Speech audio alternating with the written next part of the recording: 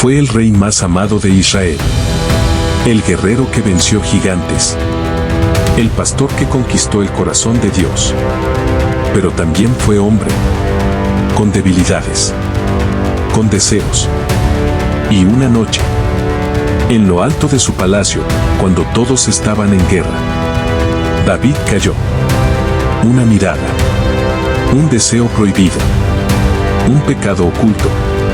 Y luego, una decisión aún más oscura, el plan para encubrirlo. El intento de silenciar la culpa con sangre inocente. Pero nadie puede ocultarse de Dios. Y así, comenzó el juicio más doloroso de su vida. No ante un tribunal humano, sino frente al trono celestial. ¿Puede un hombre arrepentido volver a levantarse? ¿Hay redención después del pecado? ¿Y qué precio se paga cuando el corazón del rey se aleja del corazón de Dios? Esta no es solo la historia de un escándalo real. Es la historia de lo que ocurre cuando el poder, la pasión y la conciencia colisionan. Prepárate para descubrir el juicio que cambió para siempre el legado del rey David.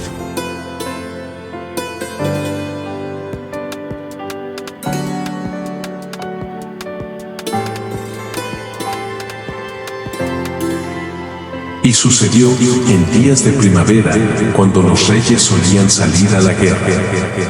David, el ungido de Dios, permaneció en Jerusalén. No blandía espada. No dirigía ejércitos. No estaba en el campo de batalla. Estaba en la azotea de su palacio. Desde allí, sus ojos captaron algo que no debía ver. Una mujer hermosa, bañándose bajo la luz del atardecer. Su nombre, Betsabé, esposa de Urías, uno de los hombres más fieles de su ejército. Y David, el hombre conforme al corazón de Dios, no retrocedió. Mandó a traerla. Y en secreto, la tomó. Días después, el aviso llegó como una tormenta inesperada: estoy embarazada. El rey, que debía ser ejemplo de justicia, trazó un plan: traer de regreso a Urías, hacerlo dormir con su esposa, encubrir el error.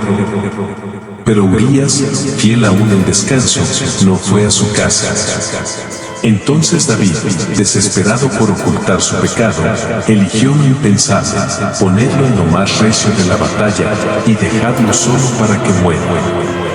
Y así fue. Un hombre justo cayó. Y David pensó que todo había terminado. Pero el cielo no guarda silencio ante la injusticia.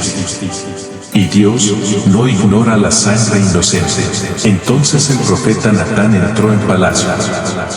Y lo que siguió no fue una condena pública, sino el juicio más íntimo y devastador, el juicio del alma. Y en ese silencio que solo conocen los reyes después del pecado, se escucharon pasos, firmes, implacables. No eran de soldados ni de enemigos. Eran los pasos de la verdad. El profeta Natán entró al salón del trono, no con espada, no con amenazas, sino con una historia. Había dos hombres en una ciudad, comenzó. Uno era rico, tenía ovejas y vacas en abundancia. El otro, pobre, no tenía más que una sola corderita. La criaba como a una hija. Dormía con ella, comía con ella. La amaba como si fuera suya. Pero un día, un viajero llegó a casa del rico.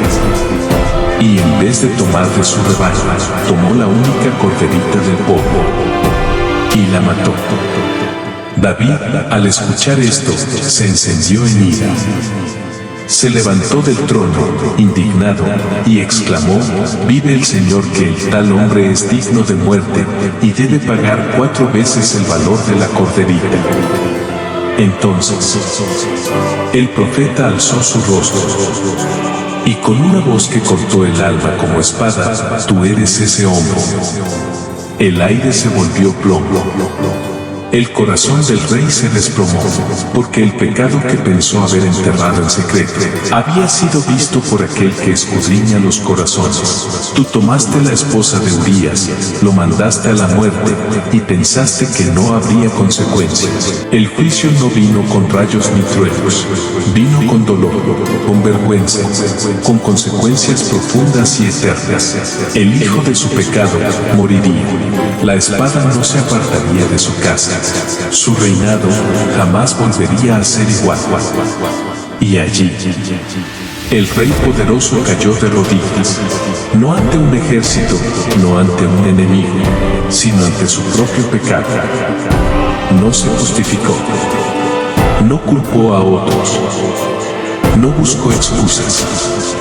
He pecado contra el Señor, dijo David con la voz quebrada, y de ese quebranto nació uno de los clamores más profundos de la historia: ten piedad de mí, oh Dios, conforme a tu misericordia. Porque no hay justicia más poderosa que la que nace del arrepentimiento, y no hay restauración más hermosa que la que surge del corazón roto que vuelve a Dios. El juicio de David no fue un castigo externo, fue una confrontación con la verdad. Y desde ese momento, el trono de Israel quedó marcado, no solo por la gloria, sino por la humanidad de un rey que cayó. Y fue restaurado, pero el precio lo pagó con lágrimas, con pérdidas, con batallas internas que jamás desaparecerían por completo.